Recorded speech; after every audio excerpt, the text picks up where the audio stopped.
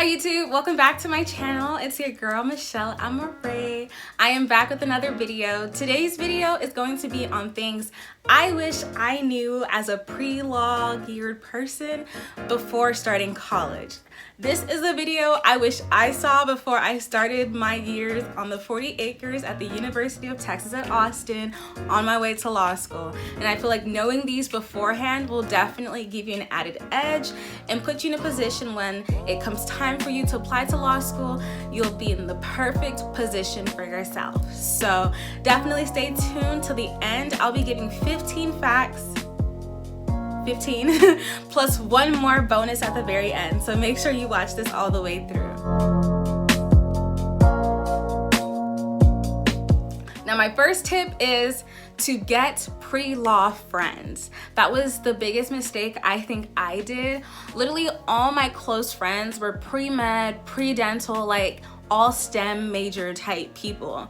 And I was the only pre-law person in my close network of friends. I think the benefit of having somebody in your close corner that's also a fellow pre-lawyer is that you guys can keep each other motivated throughout the journey and just kind of have somebody holding you accountable as you progress through the journey to applying to law school. For example, with like studying for the LSAT or getting letters of rec or joining organizations and being active on campus in pre-law centered things that are going to make you a more competitive applicant, that would have really been helpful. Now, I will say I did like not having one per se because, you know, I feel like sometimes those kind of relationships and friendships might get a bit toxic if you guys are competing with each other in an unhealthy manner. With my friends, it was like they're in their own lane, I'm in my own lane doing my own academic thing, and it was great. But I really do think that having someone really close to you that's also a pre-law person can really come with its benefits and could really keep you on track. Now, to substitute for this, if you just so happen to not really become close friends with another person who's also on a pre-law journey, definitely get plugged into the pre-law community on your campus. Whether that's through an organization on campus or getting plugged in with like online communities of also people who are pre-law centered is going to be very beneficial because one, with organizations, it will help you get plugged into the resources on campus that are available to you as a pre-law student. And also it's a great way to find out about really great opportunities that are going to strengthen you as an applicant for law school. Now, my second tip is to form a strong relationship with your pre-law advisor early on. Personally, I did this as soon as I got on campus. I was searching, Googling, trying to figure out who's the pre-law advisor on campus, and I started meeting with her. And what my goal was to, or what I actually did was to meet with her at least once every semester throughout my time in undergrad. Even if it was just a quick little session where we just talked about where I'm at in my pre-law journey, what do I need to do, what steps do I need to prepare for. That was very helpful to just have somebody as a guide to keep me on track throughout my process.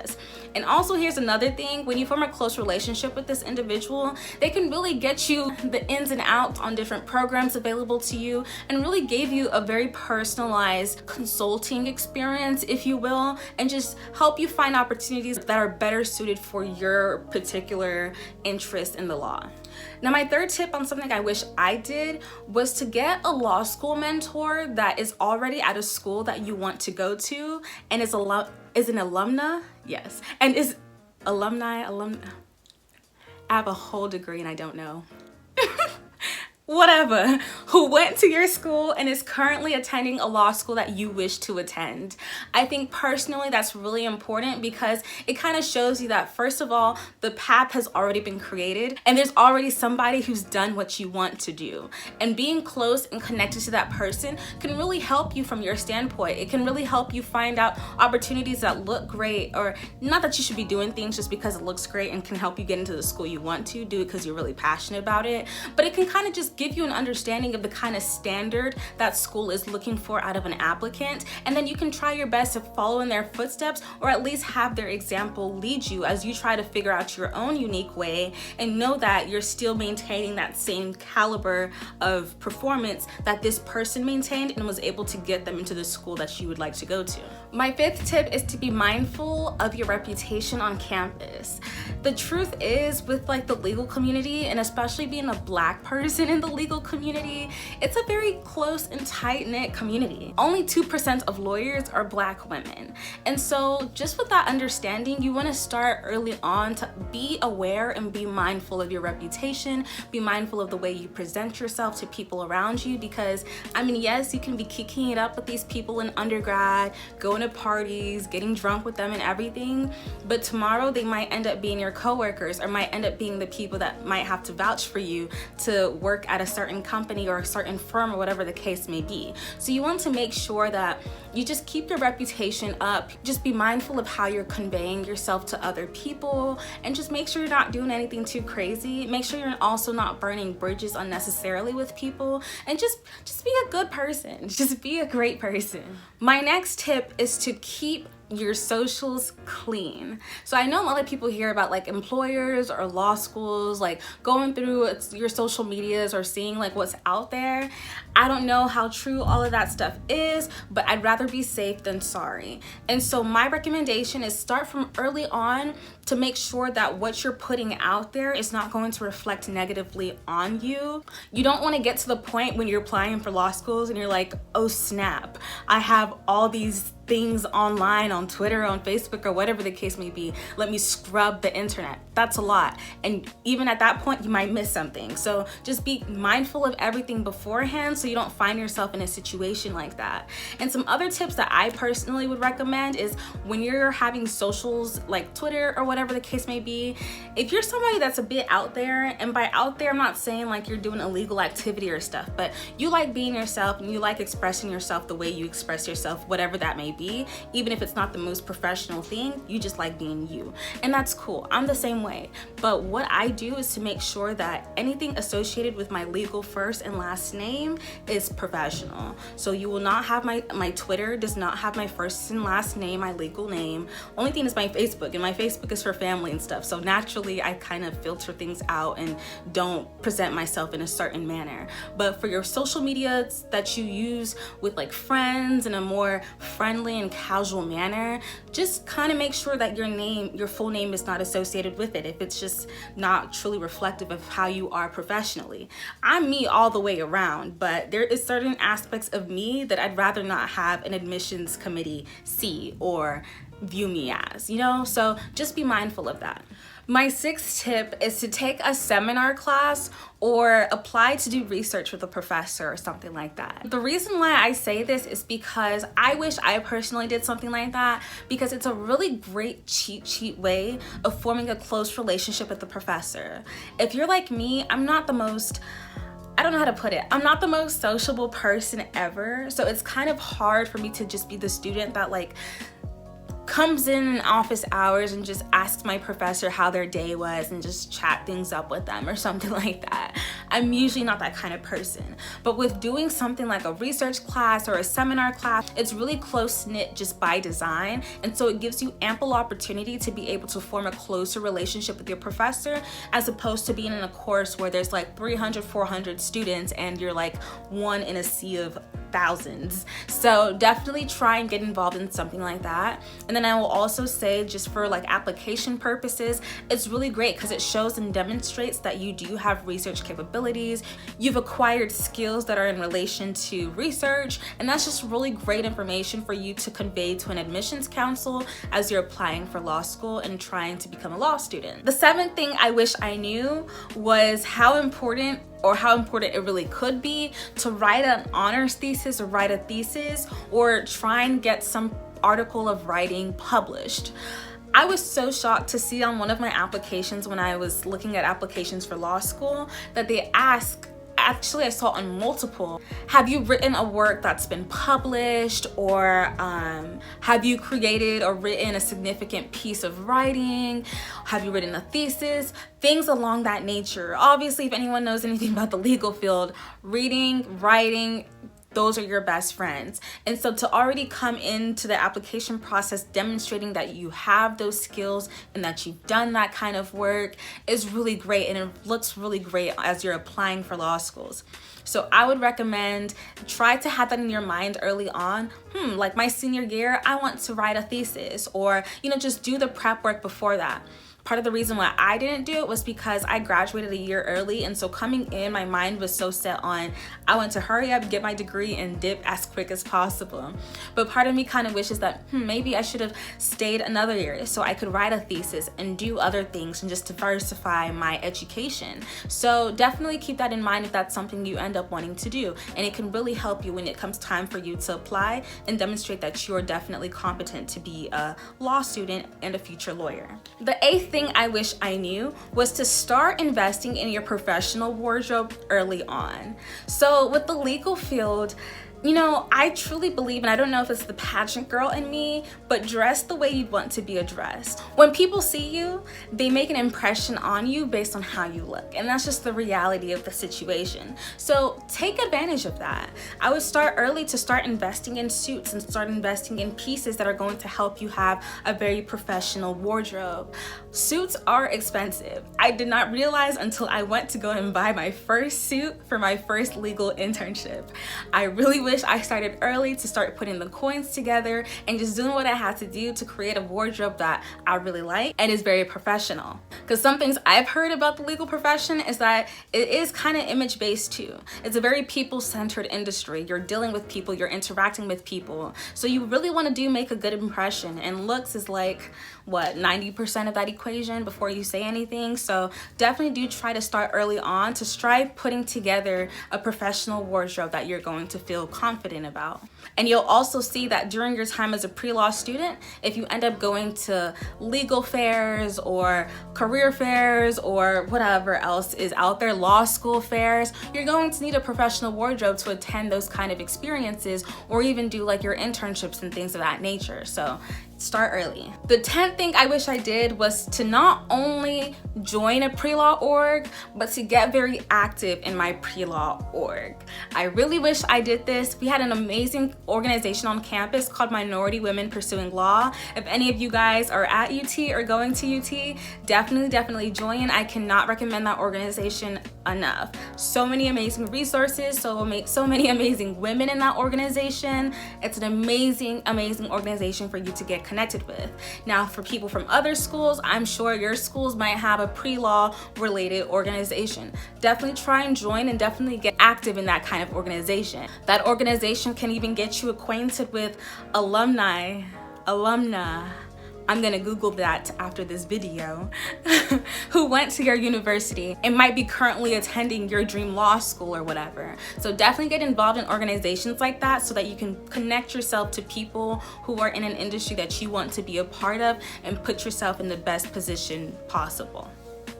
The 11th thing I wish I knew was how beneficial attending like a pre-law summer program could possibly be.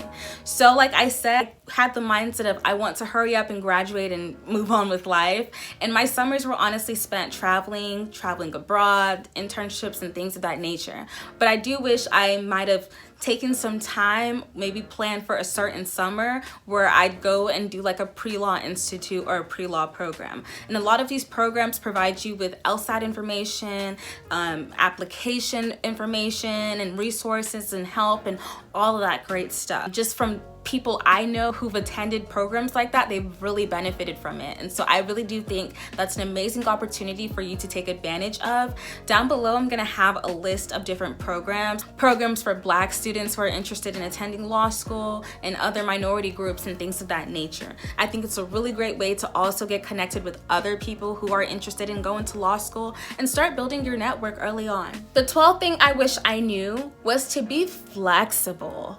Honestly, be flexible. Life will teach you that you can plan for things to go a certain way and it just might not. And you just have to learn how to roll with the punches and make the best out of the situation. Coming into undergrad, I thought I was gonna go straight through and go straight to law school and start my life. And that just was not the case for me. I knew I was not ready to go straight to law school. I knew I needed and wanted some time off to just explore myself some more and do other things that I'm passionate about. And so I would tell freshman year Michelle, be more flexible and be more open to the twists and turns of life and just embrace all of that. And I will also make a note that the pre-law track, you know, it's a very flexible track. For example, you don't have to be a government major, a political science major to go to law school. You're actually open and free to do whatever you want as long as you have a great GPA and a great LSAT and a great resume. And you can pretty much do whatever you want. And on the point of majors, I just want to add, for those of you who might be in the process of trying to figure out what major you should major in for this pre-law track,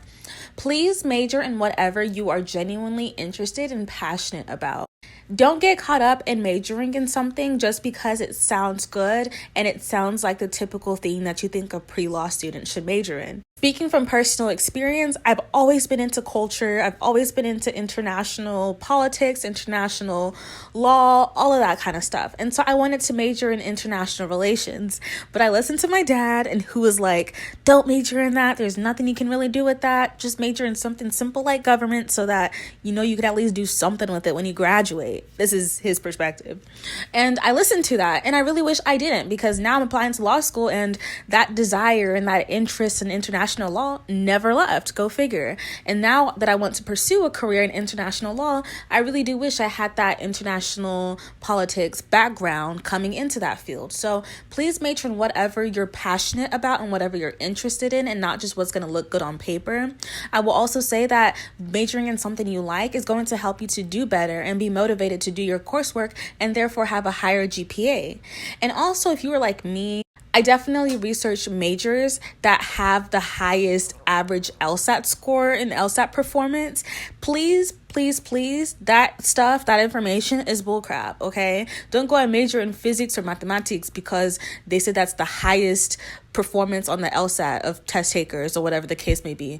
Please major in something that you are genuinely passionate about. When it comes time for LSAT, you can then worry about studying for that and cross that hurdle. But for the 4 years that you are in undergrad, do not make yourself miserable by majoring in something because it seems like it looks good, or because according to some graph or whatever, people who major in that tend to have higher LSAT scores. So I think it's important to also maintain that sense of flexibility in your mind as you think about your own pre-law journey. There are people who graduate law school and spend 5 or 6 years in the workforce working in a completely different field and then make a career change and go to law school. And these are people who might even be in your law school class. So definitely be patient and be kind to yourself. Yes, you can plan for things to go a certain way. Also be prepared if they don't end up going that way and you end up having a better opportunity for you to take advantage of. Adding on to this point, one of the reasons also why I didn't decide to go straight through to law school was because my LSAT score wasn't where I wanted to be and where I knew it could be. So I would recommend overestimating how much time you think you need to study for the LSAT.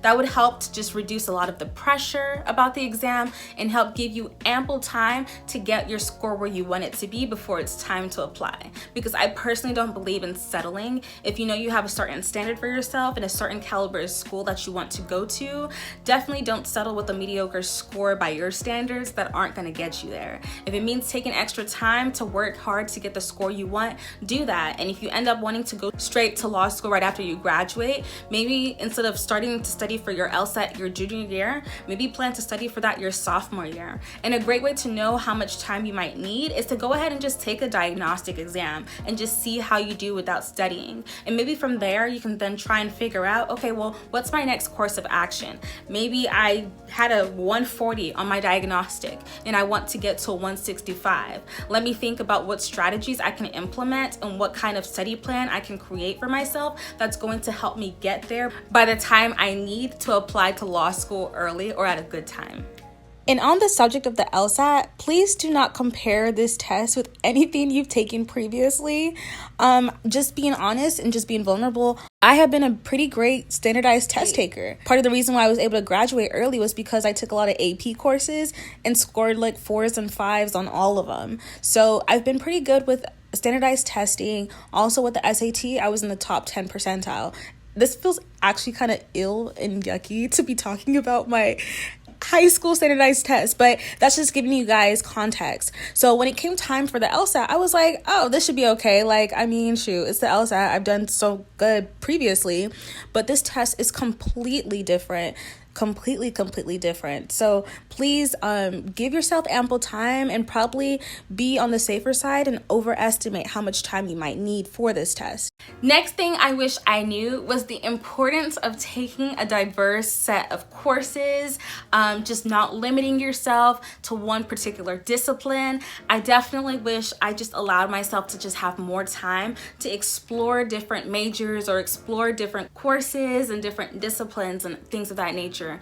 I think also from like an applicant standpoint, it really shows that you're somebody who's intellectually curious and somebody who's just into learning about different things and just loves learning for the sake of learning, and that's a really great way to demonstrate that. So definitely don't limit yourself to just the courses that are needed for your major. Please try and do things that pique your interest in other areas, and don't be afraid to go after that, because it's also important to note that when admissions officers are looking at your application, they're also getting your transcript, so they're going to be able to see all the courses you took. So yeah, you have a 4.0, whatever the case may be, but show them something more. Try and qualify that 4.0, that although I have a 4.0, I took rigorous courses. I took a diverse set of courses that really make that 4.0 stand out. So definitely keep that in mind. And I kind of hinted at it, but my next tip is to take rigorous courses. So I would not lie to you. I was definitely that person asking in my Facebook group for my school and everything. Easiest course to satisfy, I don't know, government 301 credit or whatever the case may be. Or, you know, just, oh, I should not say that. That's really bad. I have not even applied to law schools yet.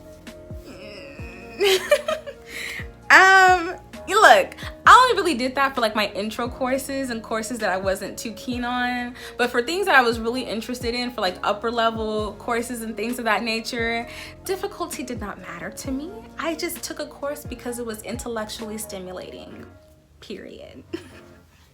But in all seriousness, please try and challenge yourself. But at the same time, on that point of challenging yourself, please realize that your GPA is extremely, extremely important, whatever you receive your GPA in. So don't come and be taking advanced this, advanced calculus, advanced physics, advanced whatever in the name of being rigorous, and you're making C's and D's and F's or whatever the case may be in those courses.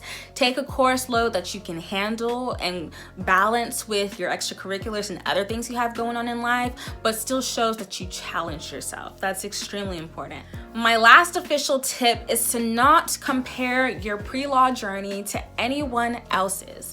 Like I said, it's very important to be very flexible, and just in this day and age of like social media and just how in tune we are to other people's lives and stuff, please keep your eye on your own race. I always think about this thing that people say, how like race horses, they put blinders on them so that they can just focus on their own lane, because without the blinders they end up looking at the other horses in the other lanes and get distracted and perform a lot worse. And I think that's the same thing for us as human beings. When you start allowing your mind to get caught up in what he or she is doing, or she graduated undergrad in 2 years and is already at Yale Law, please face your front, face your own life, face your own path, face your own journey.